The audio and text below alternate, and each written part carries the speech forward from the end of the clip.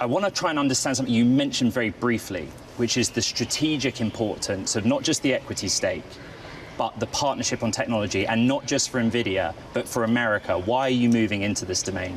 One, we announced a brand new platform for a new market we've never been in. And so that's number one. Number two, if we take advantage of this transition from general purpose computing to accelerated computing, from old types of software to AI, we can take advantage of this transition of AI and 6G for America to win back telecommunications again. It's been a long time since the American telecommunication network has been built on American technology. You used the word national security, I believe. For national security reasons, for economic reasons, our industry should be built on American technology, and for the very first time, we can do that. We have a brand new product line that takes advantage of computing, accelerated computing, and AI, and we have a great partner to help us do it with, Nokia. The market reaction kind of speaks for itself. There was a time when Nokia was already looking to America. You've been in the role since April, but may I start by asking you what role the administration played in bringing you both together, if this is indeed a strategic priority? Well, I don't think there was anything specific that the administration did, other than they've created the environment to support innovation. I mean, Jensen's talked about manufacturing, but it's also about R&D and innovation and technology leadership. And if you think about where this world is going and all those incredible devices that are going to be built on Nvidia platforms, robotics, autonomous vehicles, augmented reality, virtual reality, we need a different kind of network in the future. And that's what we realized.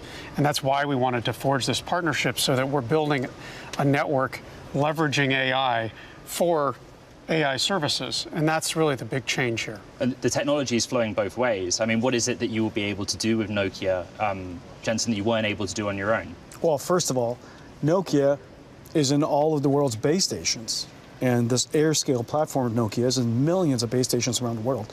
If our computers are not inside that base station, it doesn't help. It's no different than NVIDIA's tech computing platforms not inside a car, it doesn't help. And so the first thing is we need a partner to get us into the world's space stations.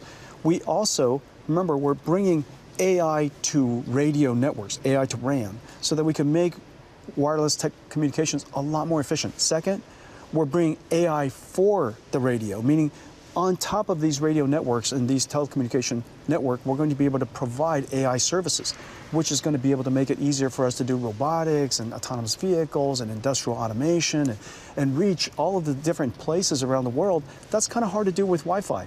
Cellular reaches everything. And so we now have this fabric that we can deploy AI computing services on top of. It's going to be completely revolutionary.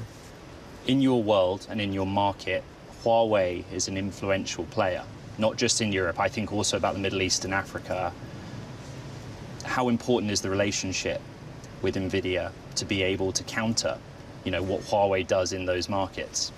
Yeah, look, I think for us, one of the principles I've had with my team since coming in has been do what we can do that no one else can do, and that is AirScale, what we do with any RAN software, the software that runs on it that we're going to be putting on the Nvidia Arc platform.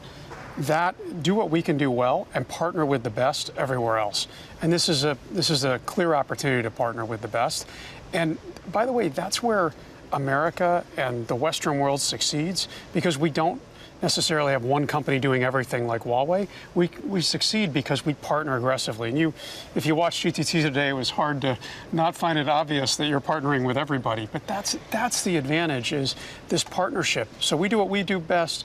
We let NVIDIA do what they do best, and ultimately our customers win, and ultimately for America, I think America will win because there'll be more innovation faster here. Nobody knows telecommunications better than Nokia. They've been at it for a long time. They're all over the world. And between our two partnerships, we now have wireless telecommunications, we have AI, and we have accelerated computing, all in this partnership.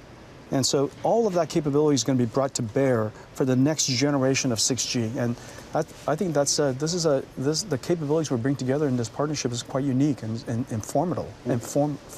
Why was it important, Jensen, that Nvidia ends up with almost 3% of Nokia? What was the rationale behind that?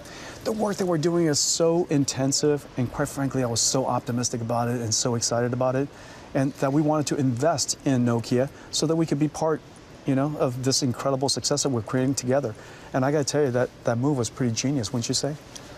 That's not for me to comment on. What I'd observe is, a 25% jump in the ADRs.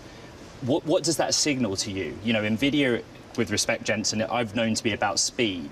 Is it that they're giving you a technology that you wouldn't otherwise have, or have you now a way of just moving faster?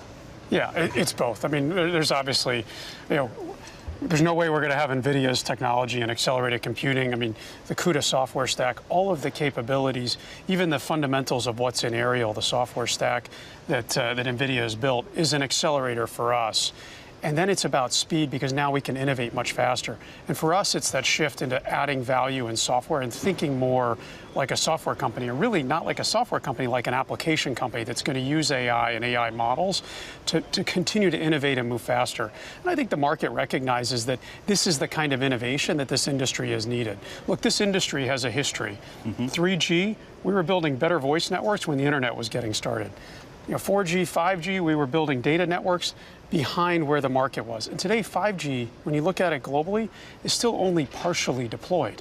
So as you look ahead, in order to innovate, you've got to move much faster. And we need to enable our customers to have different and better technology. And with this partnership, all of us, speaking of speed, we're in Blackwell today. It's going to go to Rubin. It's going to go Feynman. And it's going to go on a clip that basically is at the speed of light. And I've got to ask you to clarify something, Jensen. You showed a slide behind you.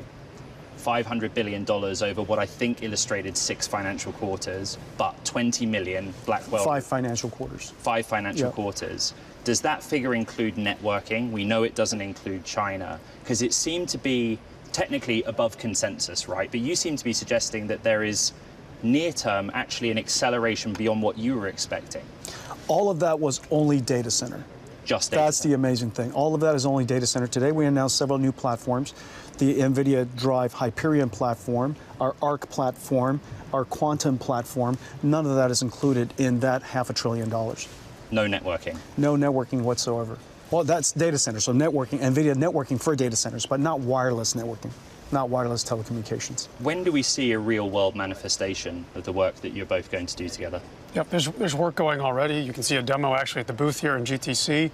You'll also see customer trials early next year, and then we think in full commercial production in 27. And the great thing about the partnership with Jensen is I know he'll be pushing me to go faster, and I'll be pushing his team to go faster, and together that means that we can get to market as soon as practical for our customers. And Arc is backwards compatible with AirScale.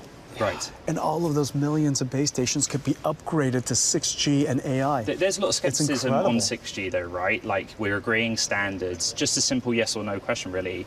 Is the 6G timeline accelerated because of this partnership? I think it is, because what you can actually do now is, exactly to what Jensen said, you can deploy with Arc, and then if something happens or the standard evolves or there's changes, it'll just be a software model update that we deploy in applications. It's a completely different model than what we're used to back in the days of deploying these complex integrated legacy appliances. It's general purpose accelerated computing, and that's why we think it's so compelling. If the standards change, you got to go fix a chip. If the standards change, you're and I just upgrade the software, the CUDA software. That's the amazing thing. Jensen, you are traveling onwards now to Asia. I don't know what your schedule is for the jet, and I don't know if you and the president will be at the same place at the same time. He seemed to think you would be. But the main point is that you're here in Washington, D.C. We're a few blocks from the White House. You called it the AI Super Bowl, others called it that too. But everyone is inferring from this that this was about all of the things we talked about all year. That you want to be closely aligned with this administration, and while in Asia, that there is something that the president needs to work on in the context of China trade negotiations. Whether you get to meet him or not, what is it that you need the president to do for Nvidia to accelerate on its plans? We need the president to do what's right for America, and I'm certain he's going to go do that. The reason why we're here is because technology is now so important in politics and geopolitics. It is the single most important industry in America. It is our national treasure, and it's important for us to make sure that Washington, D.C. and the policymakers and all of the people who serve our country to make it great understands the technology as it stands today and where we're going to go, and the companies that matter to us so that we can make America great. And so that was the primary reason. Well,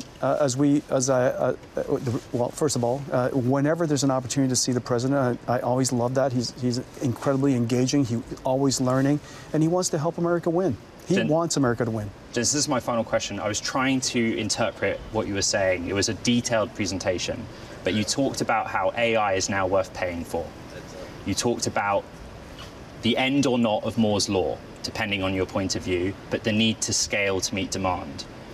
Was that you saying we are not in an AI bubble?